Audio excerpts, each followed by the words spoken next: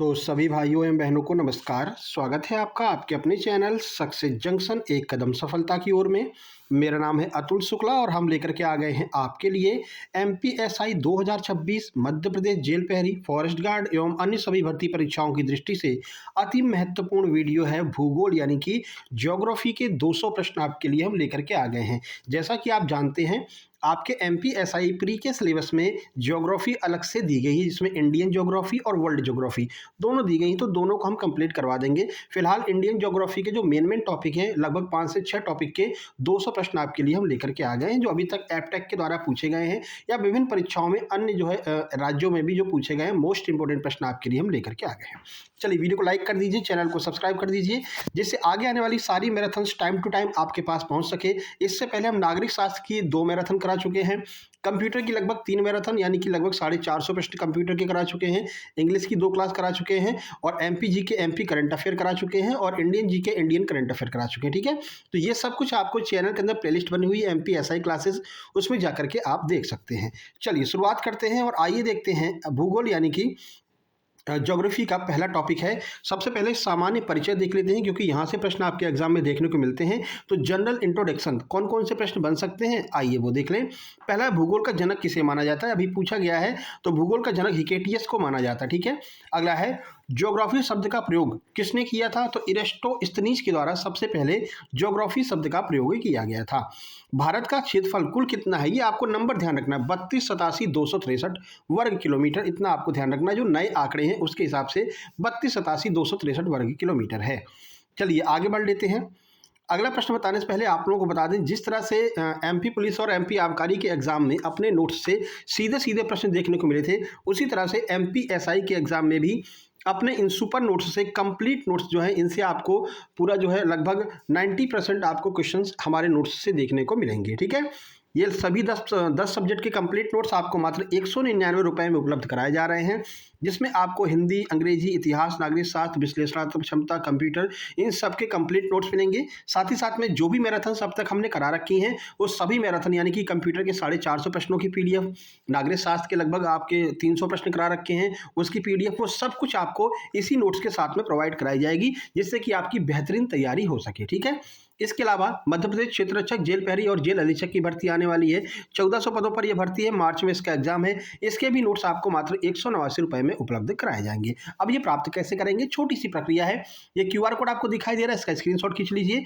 इसी पर आपको 199 का पेमेंट करना है और उस पेमेंट का स्क्रीनशॉट इस व्हाट्सएप नंबर 7052547003 इस पर आपको सेंड कर देना है। जैसे ही आप स्क्रीनशॉट सेंड करेंगे, तुरंत ही तुरंत आपको कंप्लीट सुपर सिलेक्शन नोट्स और जितनी मैराथन अब तक हमने करा रखी है उन सब की पीडीएफ आपको तुरंत सेंड कर दिया जाएगा और आपको व्हाट्सएप ग्रुप में जोड़ दिया जाएगा, जहां पर आगे की सारे क्लास की पीडीएफ मिलती रहेंगी। ये पीडीएफ जो हम अब मैराथन करा रहे हैं, इसकी पीडीएफ केवल नोट्स लेने वाले लोगों को ही दी जाती है। ठीक है, बाकी सब लोग वीडियो देख करके जो है अपनी तैयारी कर सकते हैं। चलिए, उम्मीद करते हैं सारी बातें आपके समझ में आ गई होंगी। बढ़ते हैं अगले प्रश्न की ओर। देखिए, अगला प्रश्न है, क्षेत्रफल की दृष्टि से भारत का विश्व में कौन सा स्थान है, तो भारत का विश्व में 7वां स्थान है। भारत का उत्तर से दक्षिण तक विस्तार कितना है, तो 3214 किलोमीटर, ध्यान रखना 3214 किलोमीटर उत्तर से दक्षिण तक है। और पूर्व से पश्चिम की बात करते हैं तो 2933 किलोमीटर ये आपका पूर्व से पश्चिम की ओर विस्तार है। आगे बढ़ते हैं, भारत की मुख्य भूमि का दक्षिणतम बिंदु कौन सा है, तो ये कन्याकुमारी यानी कि केप कोमोरिन जो है वो भारत की मुख्य भूमि का दक्षिणतम बिंदु है। अगला, भारत का सबसे उत्तरी बिंदु कौन सा है, तो इंदिरा कॉल, जिसे हम लद्दाख में मानते हैं, तो इंदिरा कॉल भारत का सबसे उत्तरी बिंदु है। ये पूछ लेते हैं भाई उत्तरी बिंदु कौन सा है, दक्षिणी बिंदु कौन सा है, पूर्वी कौन सा है, पश्चिमी कौन सा है, ये सब आपको पता होना चाहिए। ठीक है, चलिए, भारत का सबसे दक्षिणी बिंदु संपूर्ण की बात करते हैं, अगर हम पूरे भारत की बात करते हैं, ठीक है, तो ये आपका कौन सा है, तो ये है इंदिरा पॉइंट, जो कि ग्रेट निकोबार में है ना। ग्रेट निकोबार जो द्वीप समूह है, तो अगर मुख्य भूमि की बात करेंगे तो आपका यही आ जाएगा। मुख्य भूमि की बात करेंगे तो दक्षिणतम बिंदु कौन सा हो जाएगा, ये आपका जो अभी दिया था कन्याकुमारी, कैप कोमोरिन। ठीक है, लेकिन अगर संपूर्ण भारत की बात करेंगे जिसमें हम द्वीपों को भी कवर कर लेंगे, तो ये आपका हो जाएगा इंदिरा पॉइंट ग्रेट निकोबार में। ठीक है, दोनों में अंतर है, ध्यान रखना। आगे बढ़ते हैं, भारत की मानक समय रेखा यानी कि स्टैंडर्ड टाइम ये कितनी है, तो 82.5 डिग्री पूर्वी देशांतर है। ये बहुत कंफ्यूज करता है, पूर्वी देशांतर, पश्चिमी उत्तरी देशांतर, तो ध्यान रखना 82.5 डिग्री 82.5 डिग्री पूर्वी देशांतर पर है, ये आपको थोड़ा सा ध्यान रखना है। भारत का मानक समय ग्रीनविच यानी कि जीएमटी जो है, जीएमटी से कितना आगे है, तो ग्रीनविच टाइम से 5.5 घंटा आगे है भारत का जो मानक समय है। ठीक है, और ये ग्रीनविच कहाँ पर है? इंग्लैंड में है, लंदन में, आपको पता है। अगला, कर्क रेखा भारत के कितने राज्यों से होकर के गुजरती है? तो भारत के 8 राज्यों से होकर के कर्क रेखा गुजरती है। ट्रिक वही है, मित्र पर गमछा झाड़, ठीक है। चलिए आगे मिल जाएंगे आपको सारे राज्य। अगला है, कर्क रेखा किन राज्यों से गुजरती है? तो देख लीजिए, गुजरात, राजस्थान, मध्य प्रदेश, छत्तीसगढ़, झारखंड, पश्चिम बंगाल, त्रिपुरा, मिजोरम, यहाँ से जो है कर्क रेखा गुजरती है 8 राज्यों से। ट्रिक है मित्र पर गमछा झाड़, इसको आप याद कर लेंगे तो आपको सारी चीज़ें अच्छे से याद हो जाएंगी। झार से झारखंड हो गया, मित्र से आपका मिजोरम हो गया, और त्रा से त्रिपुरा हो गया, और पर से पश्चिम बंगाल हो गया, ठीक है। रा से राजस्थान हो गया, गमछा वाले गा से हो गया गुजरात, और माँ से हो गया मध्य प्रदेश, छा से हो गया छत्तीसगढ़। तो मित्र पर गमछा झाड़ से आप याद कर सकते हैं इसको। अगला, भारत के किस राज्य की तटरेखा सबसे लंबी है? तो गुजरात की तटरेखा सबसे लंबी है। देखो सिंपल से आपको कठिन की ओर लेकर के चलेंगे, आप बिल्कुल निश्चिंत रहिए, आपको हर लेवल के प्रश्न कराए जाएंगे, है ना। ये पहली मैराथन है। अभी ज्योग्राफी की एक और मैराथन आएगी जो आपकी इंडियन ज्योग्राफी के बचे हुए टॉपिक की होगी। उसके बाद में फाइनल मैराथन नंबर 3 आएगी जिसमें हम वर्ल्ड ज्योग्राफी को भी कवर कर लेंगे। अपना ज्योग्राफी एकदम पूरा हो जाएगा, लगभग 450 प्रश्न हम आपके ज्योग्राफी में करवा देंगे, जैसे 450 प्रश्न हमने कंप्यूटर के करवाए हैं, और उसकी PDF भी हमने ग्रुप में डाल दी है जिन लोगों ने नोट्स लिए हैं, ठीक है। चलिए अगला देख लीजिए। अगला है, भारत के कितने राज्य समुद्र तट से लगे हुए हैं? तो समुद्र तट से भारत के 9 राज्य लगे हैं। भारत का क्षेत्रफल विश्व के कुल क्षेत्रफल का कितना प्रतिशत है? तो 2.42% है। ये मोस्ट इंपोर्टेंट है, ठीक है। ये 9 राज्य वाला और ये भी, ठीक है ना। तो 2.42%। अगला, जनसंख्या की दृष्टि से भारत का विश्व में 2023-24 के आंकड़े के अनुसार कौन सा स्थान है जनसंख्या की दृष्टि से? तो भैया 2023-24 में भारत जनसंख्या में पहले स्थान पर पहुंच गया, ठीक है ना। अभी तक चाइना था, लेकिन करंट की बात करें अगर हम, तो 2023-24 में एक नया आंकड़ा आया है जिसने ये बताया कि भाई भारत जनसंख्या में पहले स्थान पर पहुंच गया है, चाइना को भारत ने पीछे छोड़ दिया है। अगला, इंदिरा पॉइंट का पुराना नाम क्या था? तो इसका पुराना नाम पिग्मेलियन पॉइंट था। कभी कभी ये प्रश्न पूछ लेते हैं भाई कि इंदिरा पॉइंट का पुराना नाम क्या था, तो इसको हम पिग्मेलियन पॉइंट भी कहते हैं। भारत की स्थलीय सीमा की टोटल लंबाई कितनी है? तो 15,200 किलोमीटर भारत की स्थलीय सीमा की टोटल लंबाई। स्थलीय सीमा का मतलब जान रहे हैं ना, जितना भारत का ये जमीनी एरिया है उसकी टोटल लंबाई जो है वो कितनी है? 15,200 किलोमीटर। आगे बढ़ते हैं। मुख्य भूमि की तट रेखा की लंबाई कितनी है? तो मुख्य भूमि और तट रेखा दोनों मिला लेंगे तो लगभग 6100 किलोमीटर हो जाएगी। यानी कि जो तट रेखा है ना, केवल तट रेखा, कोस्टल एरिया जो है, इसकी भूमि की बात करते हैं तो ये आपका 6100 किलोमीटर है। द्वीपों सहित भारत की कुल तटरेखा की लंबाई कितनी है? अगर द्वीपों को भी ऐड कर लेते, जैसे कि ग्रेट निकोबार हो गया, ठीक है, लक्षद्वीप हो गया, ये भी भारत के हिस्से हैं, अगर इनको भी ऐड कर लेंगे तो हमारी जो तटरेखा वाली जो आपकी लंबाई है वो पहुंच जाएगी 7516, यानी कि 7516.6 किलोमीटर, ठीक है। तो फिर से ध्यान कीजिए, मुख्य भूमि की टोटल लंबाई कितनी है? 15,200 किलोमीटर। मुख्य भूमि को छोड़कर की जो तटरेखा की लंबाई है, जो कोस्टल एरिया है, कितनी है? 6100 किलोमीटर, ठीक है। ये मुख्य भूमि वाला बात कर रहे हैं। अब इसके अलावा भारत के जो लक्षद्वीप है, अंडमान निकोबार है, भारत से आपको दूर दिखाई देते हैं, इतनी दूर पर है ना। अगर इनको भी हम जोड़ लेते हैं, अंडमान निकोबार को भी जोड़ लेते हैं, तो कितनी हो जाती है? तो 7516 किलोमीटर हो जाती है। तीनों में डिफरेंस आपको जरूर ध्यान रखना है, नहीं तो कंफ्यूज हो जाएंगे, है ना। आगे बढ़ते हैं। भारत और चीन के बीच की सीमा रेखा को क्या कहते हैं? इसको मैकमोहन या फिर मैकमोहन रेखा कहते हैं। स्टार मार्क कर लीजिए, कई बार पूछा गया है। अगला, भारत और पाकिस्तान के बीच की सीमा रेखा को क्या कहते हैं? तो इसको कहते हैं रेड क्लिफ लाइन। आगे बढ़ लीजिए। भारत और अफगानिस्तान के बीच की सीमा रेखा को क्या कहते हैं? इसको कहते हैं डूरंड रेखा। ये तीनों आपको याद रखनी है क्योंकि ये कई बार पूछी जा चुकी है एग्जाम्स में। आपने एग्जाम दिए होंगे तो आपको भी पता होगा कि ये प्रश्न कई बार पूछे गए हैं।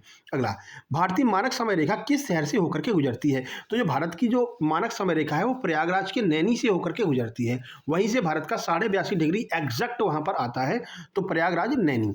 आगे बढ़ते हैं। अभी तो महाकुंभ भी चालू हो गया है, ठीक है ना। भारत का सबसे पूर्वी राज्य कौन सा है? तो ये आपका अरुणाचल प्रदेश भारत का सबसे पूर्वी राज्य है। भारत का सबसे पश्चिमी राज्य भी बता दीजिए, तो सबसे पश्चिमी राज्य है गुजरात, ठीक है। भारत के किस राज्य की सीमा 3 देश नेपाल, भूटान, चाइना इनसे मिलती है? तो यह है सिक्किम। सिक्किम की सीमा रेखा इन तीनों देशों से मिलती है, ये भी कई बार पूछा गया है। 7 सिस्टर्स में कौन सा राज्य शामिल नहीं है? तो पश्चिम बंगाल और सिक्किम ये 7 सिस्टर्स में शामिल नहीं है। आगे बढ़ते हैं। भारत का प्राचीन नाम क्या था? तो भारत का प्राचीन नाम आर्यावर्त भी कहते थे और जम्बूद्वीप भी कहते थे। दोनों नाम आपको ध्यान रखने हैं। चलिए तो ये एक महत्वपूर्ण टॉपिक समाप्त होता है जिसमें हम ज्योग्राफी के बेसिक को कवर कर रहे थे, ठीक है ना, इंट्रोडक्शन को कवर कर रहे थे। अब हम आगे बढ़ते हैं हिमालय पर्वत श्रृंखला की ओर, क्योंकि हिमालय से भी काफ़ी प्रश्न आपको एग्जाम में देखने को मिलते हैं।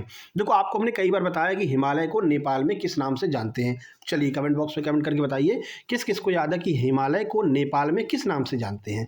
चलिए अब हम बढ़ते हैं 31 नंबर के प्रश्न पर। हिमालय किस प्रकार का पर्वत है? तो ये ध्यान रखना, नवीन वलित पर्वत है, फोल्डेड माउंटेन है और ये नया वाला है बिल्कुल। मतलब कि इसका अर्थ ये है इनका निर्माण अभी हाल ही के वर्षों में हुआ है। अब ये मत कहना सर 2000 में हो गया, 2002 में हो गया, नहीं भैया, मतलब कि सबसे नवीन वलित पर्वत है, नए नए बने हुए पर्वत है। अरावली जिसकी अभी काफ़ी चर्चा हो रखी है, अरावली के ऊपर अलग से हम वीडियो बनाएंगे क्योंकि ये करंट अफेयर का टॉपिक है, यहाँ से प्रश्न बनेगा। तो जो अरावली है ये सबसे पुरानी आपकी जो है पर्वत श्रृंखला है ना, तो अरावली के बाद में जो है आपके इनका हिमालय का निर्माण हुआ है, तो ये नवीन वलित पर्वत हो जाएंगे। हिमालय की उत्पत्ति किस भूसन्नति से हुई है? तो टेथिस सागर, यहाँ पर जहाँ पर आज आपको हिमालय दिखाई दे रहा है, इतना ऊंचा हिमालय दिखाई दे रहा है, यहाँ पर कभी टेथिस सागर हुआ करता था, समुद्र हुआ करता था।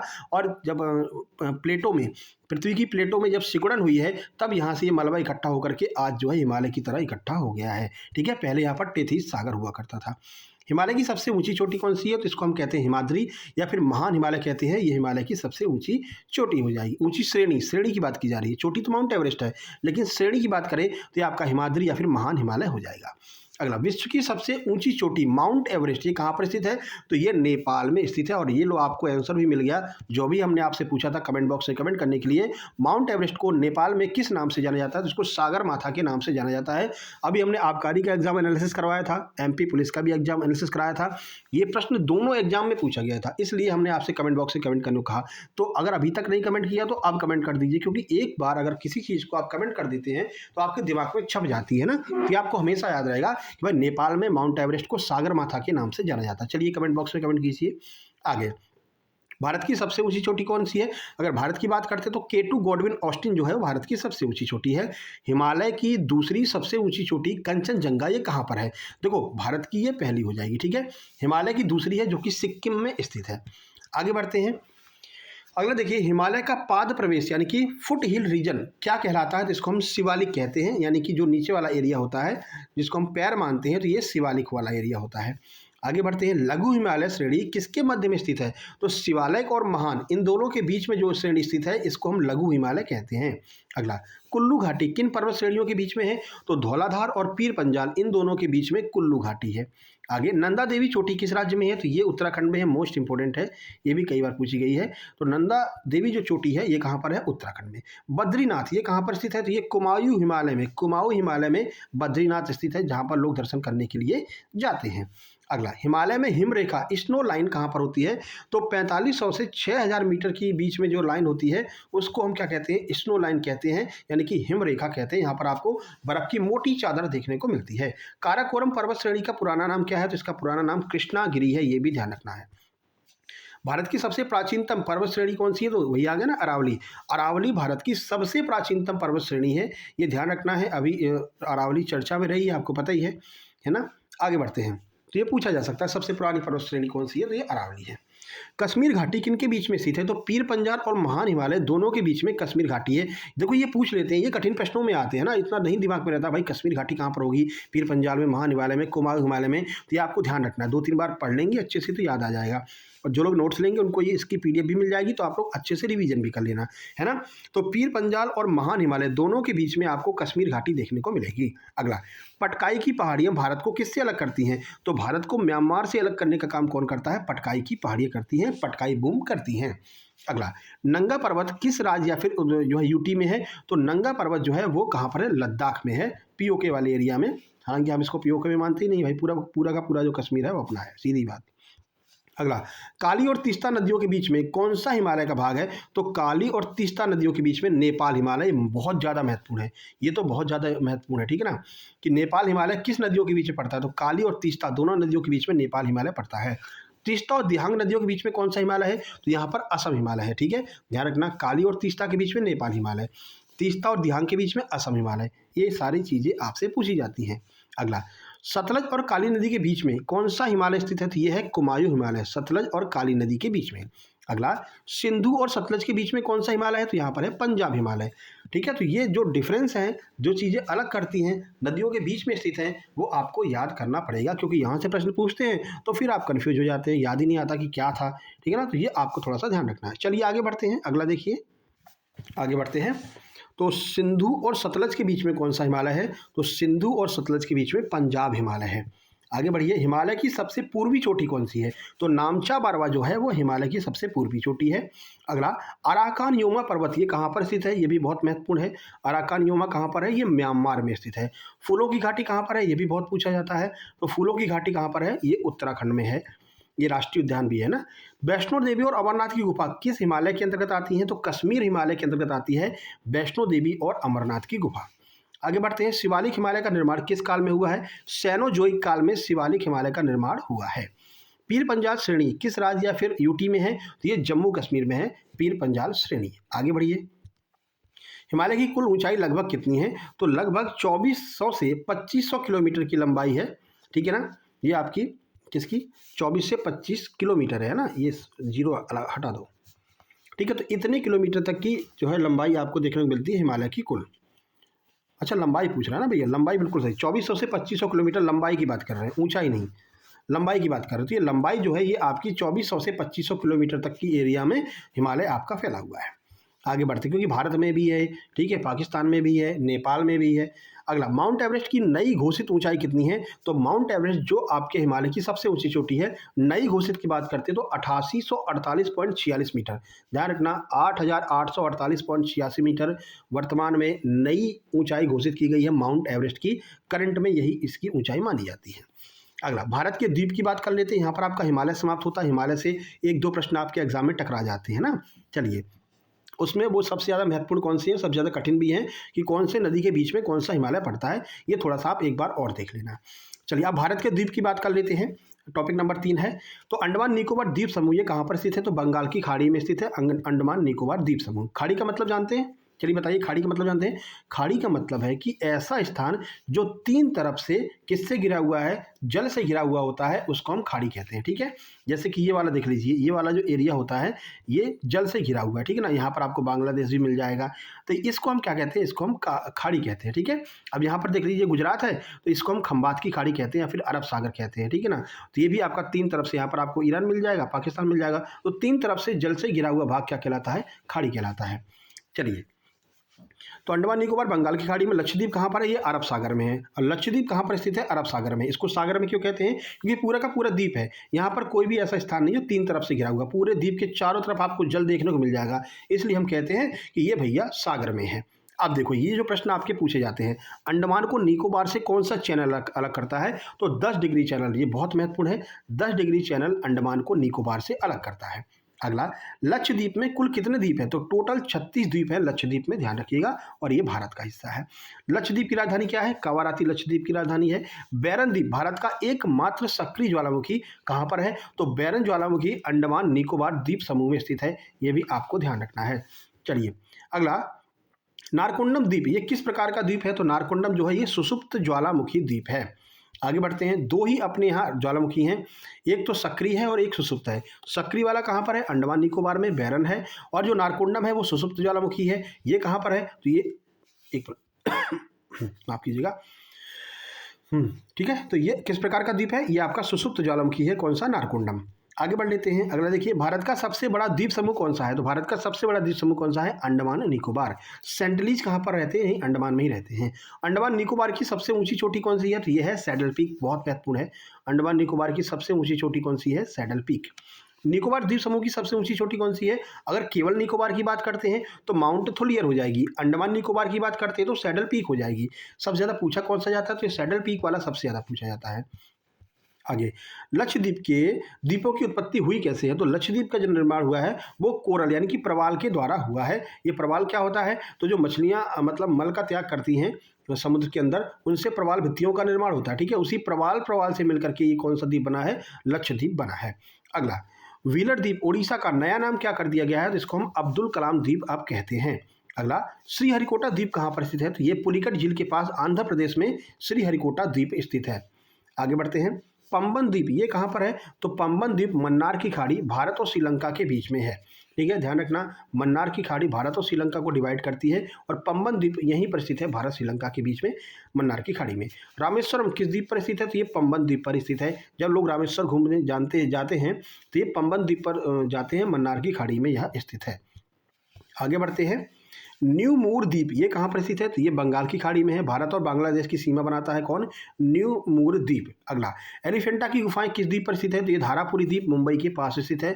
मोस्ट इंपोर्टेंट है, घूमने लायक जगह है ये, धारापुरी द्वीप मुंबई। ठीक है। अगला, भारत का सबसे दक्षिणतम द्वीप कौन सा है? तो सबसे दक्षिणतम की बात करते हैं, यानी सबसे नीचे अगर हम बात करें तो यह है ग्रेट निकोबार।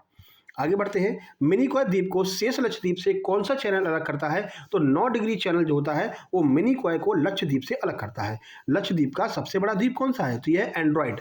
एंड्रॉइड जो है वो सबसे बड़ा द्वीप है लक्षद्वीप का। माजुली द्वीप किस नदी पर स्थित है? तो ये ब्रह्मपुत्र नदी पर स्थित है। इसको ब्रह्मपुत्र का पुत्र भी कहा जाता है। ठीक है ना। और ये सबसे बड़ा नदी द्वीप है, ये भी आप ध्यान रखना, अभी एमपी पुलिस में कई बार पूछा गया है ये। ठीक है। आगे बढ़ते हैं। विश्व का सबसे बड़ा नदी द्वीप कौन सा है? आ गया ना। तो माजुली जो है विश्व का सबसे बड़ा नदी द्वीप है। अगला, सॉल्ट द्वीप कौन सा शहर बसा है? तो सॉल्ट द्वीप पर कौन सा? सॉल्सेट द्वीप पर कौन सा शहर बसा है? तो मुंबई आपका सॉल्सेट द्वीप पर बसा हुआ है। ये अभी उससे पूछा गया था एमपीपीएससी में कि सॉल्सेट द्वीप पर कौन सा शहर बसा है। अब लोग कंफ्यूज हो रहे हैं, पहली बार सुन रहे हैं सॉल्सेट द्वीप कहाँ पर है। तो सॉल्सेट द्वीप पर मुंबई शहर स्थित है। भारत और श्रीलंका के बीच में कौन सा जल डमरू मध्य है? तो यह है पाक जल डमरू मध्य। भारत को श्रीलंका से अलग कौन सी खाड़ी करती है? मन्नार की खाड़ी। मन्नार की खाड़ी में कौन सा जल डमरू मध्य अलग करता है? तो पाक जल डमरू मध्य। कभी कंफ्यूज मत हो जाना, भारत और पाकिस्तान के बीच में है क्या? नहीं, भारत और श्रीलंका के बीच में पाक जल डमरू मध्य है, पाक स्ट्रेट है। आगे, लिटिल अंडमान और कार निकोबार के बीच में क्या है? तो यह है 10 डिग्री चैनल लिटिल अंडमान और कार निकोबार के बीच में। कोको चैनल किसके बीच में स्थित है? अंडमान और कोको द्वीप, जो कि कोको द्वीप कहाँ पर है? म्यांमार में है। और कोको द्वीप पर, कोको यानी कि आप जो क्या कहते हैं उसको, कॉफ़ी का बहुत उत्पादन होता है, इसलिए इसको हम कोको द्वीप कहते हैं, म्यांमार में स्थित है। तो कोको चैनल किन के बीच में है? अंडमान और कोको द्वीप के बीच में, यानी भारत और म्यांमार के बीच में। डंकन पास किन के बीच में स्थित है? तो ये दक्षिण अंडमान और लघु अंडमान। डंकन पास दक्षिण अंडमान और लघु अंडमान के बीच में स्थित है, ध्यान रखना। लक्षद्वीप का सबसे दक्षिणी द्वीप कौन सा है? तो लक्षद्वीप का सबसे दक्षिणी द्वीप है मिनिकॉय। आगे बढ़िए। मालदीव और मिनिकॉय के बीच में कौन सा चैनल है? तो मालदीव और मिनिकॉय इन दोनों के बीच में 8 डिग्री चैनल है। थोड़ा सा स्पीड बढ़ाते हैं क्योंकि अभी 100 क्वेश्चन पर ही पहुंच पाए हैं, है ना। और टाइम कितना हो गया है? 22 मिनट के समथिंग हो गया ना। और हम 40 मिनट से ज़्यादा क्लास नहीं रखते हैं, 200 प्रश्न 40 मिनट में ख़त्म करवा देते हैं। बाकी लोग 200 प्रश्न कराने में आपको हो सकता है 10 से मतलब कि कम से कम 6 घंटे तो लगा ही लेंगे, फिर कहते हैं 6 घंटे की महामैराथन और 200 प्रश्न ही कराए। ठीक है ना। तो ये अपना काम नहीं है, आपको फैक्ट के साथ में अच्छी जानकारी देंगे और कम समय में ज़्यादा जानकारी देंगे। ठीक है। अगला देखिए, तो सैडल पीक कहाँ पर है? उत्तरी अंडमान में स्थित है, ये भी कई बार पूछा गया है। अब हम भारत के दर्रे देख लेते हैं, जो दर्रे आपसे बार बार पूछे जाते हैं। पासेज ऑफ इंडिया, जोजिला दर्रा ये कहाँ पर स्थित है? तो ये लद्दाख यानी कि जास्कर श्रेणी में स्थित है जोजिला दर्रा। जोजिला दर्रा किसे जोड़ता है? ये बहुत पूछते हैं भाई, कौन सा दर्रा किसको जोड़ता है? तो जोजिला दर्रा किसे जोड़ता है? श्रीनगर और लेह को जोड़ने का काम जोजिला दर्रा करता है। अगला, नाथुरा दर्रा किस राज्य में स्थित है? तो नाथुरा जो है वो सिक्किम में स्थित है। अगला, सिपकीला दर्रा कहाँ पर है? तो ये हिमाचल प्रदेश में है सिपकीला दर्रा। सतलज नदी भारत में किस दर्रे से प्रवेश करती है? मोस्ट इंपोर्टेंट है, ईएसबी का फेवरेट। तो सतलज नदी भारत में किस दर्रे से प्रवेश करती है? सिपकीला दर्रा हिमाचल प्रदेश वाले से प्रवेश करती है। अगला, पालघाट दर्रा किन राज्यों को जोड़ता है? तो केरल और तमिलनाडु को जोड़ने का काम पालघाट दर्रा करता है। तूजू दर्रा भारत को किस देश के साथ में जोड़ता है? तो भारत को म्यांमार से जोड़ने का काम तूजू दर्रा करता है। बोमडीला दर्रा किस राज्य में है? अरुणाचल प्रदेश में है। इसी के साथ में अपना सेंचुरी कंप्लीट होती है। 100 प्रश्न आपके कंप्लीट हो चुके हैं। आगे बढ़ते हैं, 101 का शगुन करते हैं। रोहतांग दर्रा किस राज्य में स्थित है? जो हिमाचल प्रदेश में रोहतांग दर्रा स्थित है। लिपुलेख दर्रा कहाँ पर है? तो ये लिपुलेख दर्रा उत्तराखंड में स्थित है। आगे बढ़िए, नीति दर्रा और माना दर्रा ये कहाँ पर है? ये दोनों दर्रे उत्तराखंड में है, नीति और माना पास। पालघाट दर्रा किन पहाड़ियों के बीच में है? तो नीलगिरी और अन्नामलाई इन दोनों के बीच में पालघाट पास है। थालघाट और बोरघाट दर्रे ये कहाँ पर स्थित है? तो महाराष्ट्र में पश्चिमी घाट में स्थित हैं थालघाट और भोरघाट दर्रे। अगला, मुंबई को पुणे से कौन सा दर्रा जोड़ता है? तो भोरघाट दर्रा जो है मुंबई को पुणे से जोड़ता है। अगला, मुंबई को नासिक के साथ में कौन सा दर्रा जोड़ता है? तो थालघाट जो है ये मुंबई को नासिक के साथ में जोड़ता है। दोनों पश्चिमी घाट में हैं और दोनों मुंबई में स्थित है। ठीक है। खैबर दर्रा ये बहुत महत्वपूर्ण है। पाकिस्तान और अफगानिस्तान के बीच में कौन सा दर्रा है? खैबर दर्रा है, ये पाकिस्तान और अफगानिस्तान की सीमा रेखा का निर्माण करता है। आर्यों ने भारत में किस दर्रे से प्रवेश किया था? तो आर्यों ने भारत में खैबर दर्रे से ही प्रवेश किया था, ध्यान रखिएगा। बनिहाल दर्रा कहाँ पर है? तो ये जम्मू कश्मीर में है बनिहाल दर्रा। जवाहर सुरंग, ये बहुत महत्वपूर्ण, जवाहर सुरंग किस दर्रे में स्थित है? तो ये बनिहाल दर्रे में स्थित है जवाहर सुरंग। अगला, पीर पंजाल दर्रा कहाँ पर है? ये बहुत महत्वपूर्ण है, 2-3 बार पूछा गया है, इसलिए आपको बार बार दिखाई दे रहा होगा। जम्मू कश्मीर में पीर पंजाल दर्रा है। पीर पंजाल श्रेणी भी जम्मू कश्मीर में। काराकोरम दर्रा कहाँ पर है? तो ये लद्दाख में है। भारत का सबसे ऊंचा दर्रा कौन सा है? तो ये है काराकोरम दर्रा। बाड़ा लाचला दर्रा कहाँ पर है? हिमाचल प्रदेश में है। मंडी और लेह इनको जोड़ने का काम करता है कौन? बाड़ा लाचला। अगला है जेलेपला दर्रा, ये किस राज्य में है? तो जेलेपला दर्रा सिक्किम में स्थित है। अगला, दीफू दर्रा, ये दीफू दर्रा कहाँ पर स्थित है? तो ये अरुणाचल प्रदेश में है। पालघाट दर्रा ये कहाँ है? तो ये नीलगिरी की पहाड़ियों के दक्षिण में स्थित है पालघाट दर्रा। सैनकोट्टा दर्रा ये किसे जोड़ता है? तिरुवनंतपुरम और मदुरई को जोड़ने का काम सैनकोट्टा दर्रा करता है। 2-3 बार पढ़ लोगे ना तो अच्छे से याद हो जाएगा आपको, है ना। एग्जाम में आएगा तो आप आराम से टिक मार देंगे, क्योंकि देखो दर्रे के प्रश्न आते हैं, ज्योग्राफी से यही सारे प्रश्न पूछे जाते हैं। अगला है श्रीनगर से गिलगिट को कौन सा दर्रा जोड़ता है? तो बुर्जिल जो दर्रा है वो श्रीनगर से गिलगिट को जोड़ता है। कैलाश मानसरोवर यात्रा के लिए किस दर्रे का उपयोग किया जाता है? तो लिपुलेख यानी कि नाथुला दर्रे का प्रयोग करते हैं कैलाश मानसरोवर की यात्रा के लिए। अगला, प्रसिद्ध अटल टनल ये किस दर्रे में बनी हुई है? मोस्ट इंपोर्टेंट है। अटल टनल जो है वो रोहतांग पास में बनी हुई है। देखो जिस पर स्टार मार्क कर ले रहे हैं, जब आप लोग नोट्स निकलवाना, प्रिंट करवाना, तो वहाँ पर आप भी एक बार और वीडियो देख लेना इसको, ठीक है ना। और जिस पर स्टार मार्क कर रहे हैं उसको जरूर पढ़ करके जाना लास्ट टाइम पर जब आप एग्जाम देने जा रहे हो। चलिए अब हम बात करते हैं भारत की जलीय सीमा, ठीक है, मैरीटाइम बाउंड्रीज ऑफ इंडिया। चलिए, भारत की प्रादेशिक जल सीमा यानी जो टेरिटोरियल सी है वो कितनी होती है? तो 12 समुद्री मील जो है वो भारत की प्रादेशिक जल सीमा है। अगला, भारत का संलग्न क्षेत्र कितना होता है? तो 24 समुद्री मील जो है वो भारत का संलग्न क्षेत्र होता है। अगला, भारत का अनन्य आर्थिक क्षेत्र यानी EEZ ये कितना होता है? तो 200 समुद्री मील जो है वो भारत का अनन्य आर्थिक क्षेत्र होता है। आगे बढ़ लीजिए, एक समुद्री मील यानी कि 1 नॉटिकल मील कितने के बराबर होता है? तो 1.852 किलोमीटर या फिर 1852 मीटर के बराबर होता है। क्या? एक समुद्री मील, 1 नॉटिकल माइल। आगे, भारत और श्रीलंका को अलग करने वाला जल क्षेत्र कौन सा है? अभी बताया था, मन्नार की खाड़ी या फिर पाक जलडमरू मध्य, जो भी आपको ऑप्शन मिल जाए। 128, आदम का पुल, एडम्स ब्रिज, ये किन देशों के बीच में स्थित है? तो भारत और श्रीलंका के बीच में एडम्स ब्रिज स्थित है। अगला, भारत के पश्चिमी तट का उत्तरी भाग क्या कहलाता है? तो पश्चिमी तट का उत्तरी भाग कोंकण तट कहलाता है। ये बहुत पूछे जाते हैं, भैया कौन सा तट कहाँ पर है? ठीक है, तो भारत के पश्चिमी तट का उत्तरी भाग क्या है? कोंकण। उसके बाद भारत के पश्चिमी तट का दक्षिणी भाग क्या है? ये मालाबार है। भारत के पूर्वी तट का दक्षिणी भाग क्या कहलाता है? कोरोमंडल तट कहलाता है। अगला, पूर्वी तट का उत्तरी भाग क्या कहलाता है? तो ये उत्तरी सरकार तट कहलाता है। आगे, भारत का औसत समुद्र तल कहाँ से मापा जाता है? तो चेन्नई से हम भारत का एवरेज जो मैरीटाइम एरिया है उसको हम मापते हैं। अगला, पाक जलडमरू मध्य किन 2 देशों के बीच में स्थित है? तो तमिलनाडु और श्रीलंका।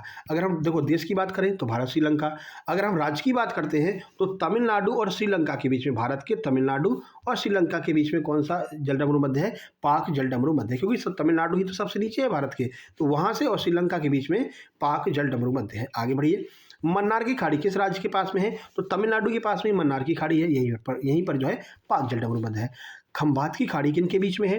तो दमन और दीव के पास में, गुजरात के पास में स्थित है। हमने आपको कहा था ना खंबात की खाड़ी यानी अरेबियन सी। देखो नर्मदा और ताप्ती यहाँ से निकलती हैं, कितनी बार आपको बताया है, मुल्ताई से ताप्ती निकल गई, नर्मदा अमरकंटक से निकल गई, ये दोनों इसी तरह से बहती हुई समानांतर बहती हैं, रिफ्ट वैली का निर्माण करती हैं और अंत में जाकर के अरब सागर या फिर खंबात की खाड़ी में गिरती हैं, ठीक है ना, और एस्चुरी का निर्माण करती हैं। ये कई बार आपको बताया है, तो वही ये अरब की खाड़ी है, दमन और दीव के पास में गुजरात में स्थित है। आगे बढ़िए, कच्छ की खाड़ी ये किस राज्य में है? ये गुजरात में है।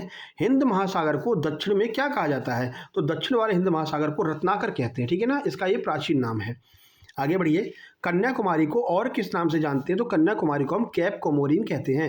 भारत के पास में कुल कितने द्वीप समूह हैं? तो टोटल 2 द्वीप समूह हैं, अंडमान निकोबार और लक्षद्वीप। आगे बढ़िए, भारत का सबसे बड़ा बंदरगाह कौन सा है? तो जवाहर नेहरू बंदरगाह, जो आपका मुंबई में है, भारत का सबसे बड़ा बंदरगाह हो जाएगा। भारत का सबसे गहरा और सुरक्षित बंदरगाह कौन सा है? विशाखापट्टनम। ध्यान रखना, भारत का सबसे गहरा और सुरक्षित बंदरगाह विशाखापट्टनम। गुजरात को गोवा तक तटीय क्षेत्र क्या कहलाता है? तो गुजरात से लेकर के ये आपका गुजरात हो गया, देखो यहाँ से, ठीक है ना। तो गुजरात से जो गोवा तक का एरिया होता है इसको हम कहते हैं कोंकण तट। और गोवा से कर्नाटक मंगलुरु तक का जो एरिया है, तो गोवा से कर्नाटक तक के एरिया को हम कैनेरा तट कहते हैं, कैनेरा, ठीक है, या फिर कैनायरा या कैनेरा एक ही बात है।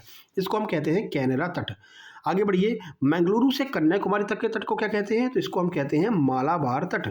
कृष्णा डेल्टा से गोदावरी डेल्टा तक का जो तट है इसको क्या कहते हैं? इसको कहते हैं गोलकुंडा तट। अगला, भारत की समुद्री रेखा जो सीमा है वो कितने देशों के साथ में लगती है? तो 7 देशों के साथ में भारत की समुद्री सीमा लगती है। अगला, श्रीलंका के बाद भारत का सबसे निकटतम समुद्री पड़ोसी कौन सा है? तो श्रीलंका के बाद की अगर बात करते हैं, वैसे तो श्रीलंका है, लेकिन श्रीलंका के बाद की अगर बात करें तो ये आपका हो जाता है इंडोनेशिया। अगला, इंडोनेशिया के सुमात्रा और भारत के ग्रेट निकोबार को कौन सा चैनल अलग करता है? तो ग्रैंड चैनल जो है वो इंडोनेशिया के सुमात्रा और भारत के ग्रेट निकोबार इन दोनों को अलग करता है। भारत के किस ओर अरब सागर है? तो अभी आपको बताया था अरब सागर कहाँ पर है? गुजरात की ओर, यानी कि पश्चिम की ओर।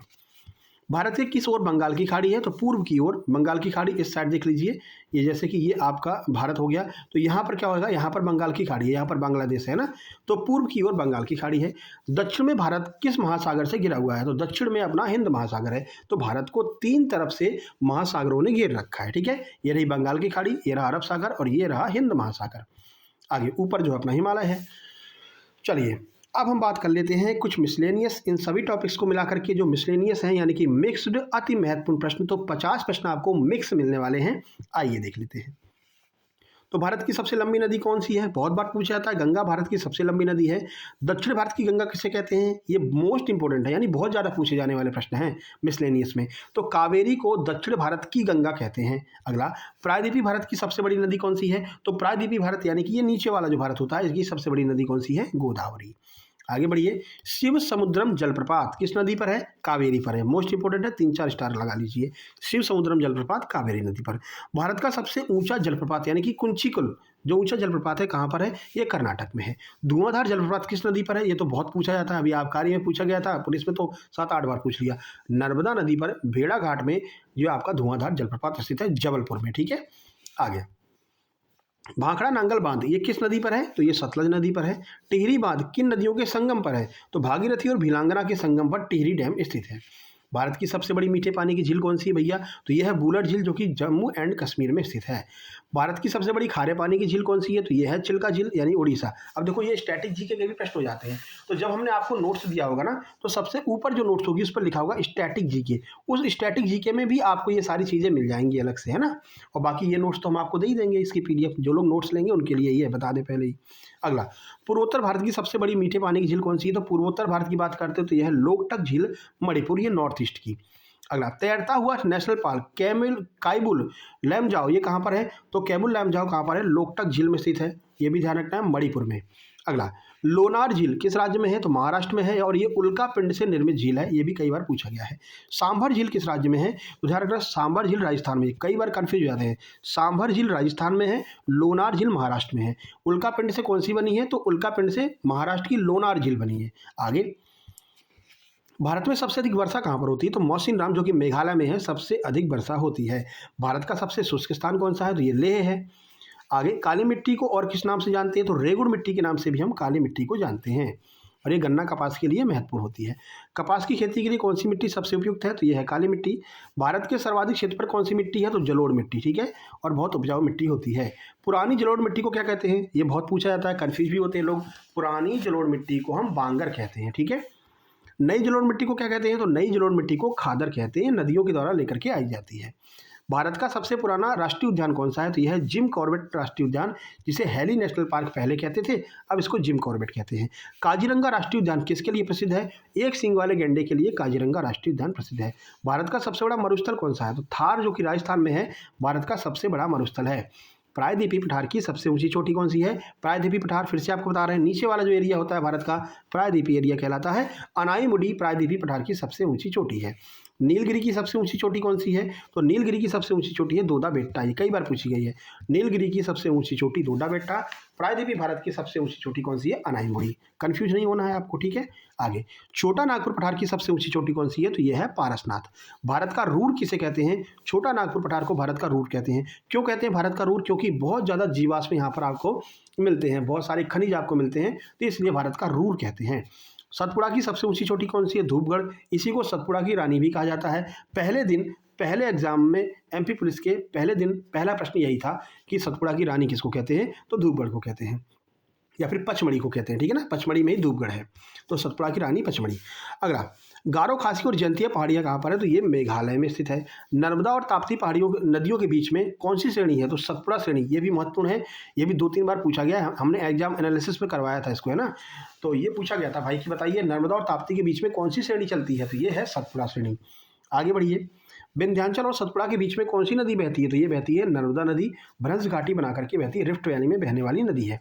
भारत का सिलिकॉन वैली किसे कहते हैं? बेंगलुरु को। भारत का मैनचेस्टर किसे कहते हैं? अहमदाबाद को, क्योंकि ये सूती वस्त्र की राजधानी है।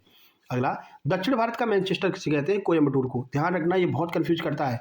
दक्षिण भारत का मैनचेस्टर कौन है? कोयम्बटूर। भारत का मैनचेस्टर कौन है? अहमदाबाद, ठीक है। अगले, उत्तर भारत का मैनचेस्टर कौन है? तो ये कानपुर है। सुंदरवन का डेल्टा कौन सी नदियां बनाती हैं? तो गंगा और ब्रह्मपुत्र जो है वो सुंदरवन का डेल्टा बनाती हैं। गुलाबी शहर यानी पिंक सिटी किसे कहते हैं? तो जयपुर को पिंक सिटी कहते हैं। सूर्योदय का देश, भारत की अगर बात करें तो सूर्योदय का देश किसे कहते हैं? तो भारत में सूर्योदय का देश या फिर सूर्योदय का स्थान, सूर्योदय का शहर अरुणाचल प्रदेश को कहते हैं। झीलों का शहर किसे कहते हैं? तो झीलों का शहर उदयपुर को भी कहते हैं, श्रीनगर को भी कहते हैं। अब जो भी आपके ऑप्शन में आ जाए, वैसे ज़्यादातर उदयपुर को माना जाता है, राजस्थान वाले को, है ना।